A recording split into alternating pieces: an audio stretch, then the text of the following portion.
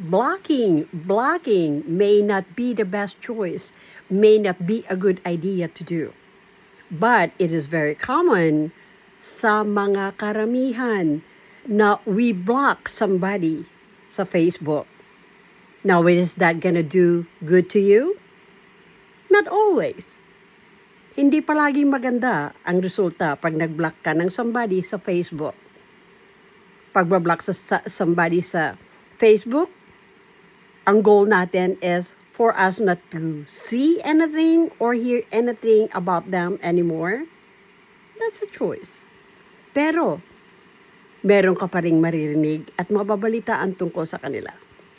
So what I do, sa akin lang to ha, you do not have to follow what I say, but it is just something that I would say na pag ako ang nag-block, I don't really want to deal with them anymore, so I cut ties with those people.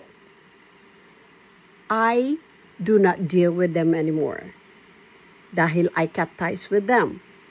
So, every individual, anybody has their own choice to make choices kung sino ang maging kaibigan mo at kung sino ang gusto mong makadeal or somebody in your crowd. You have that option anytime. Walang pipigil sa'yo kung sinong gusto mong maging kaibigan. So, kayo ba? Nagbablock ba kayo sa Facebook?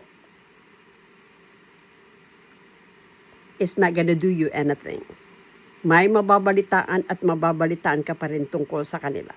Dahil may mga friends yan na friends mo. So, I just block them in my life. Yun ang ginagawa ko. Kaya, if you wanna be at peace, kung kaya ng konsensya mo at sistema mo, just block them. Cut ties with them.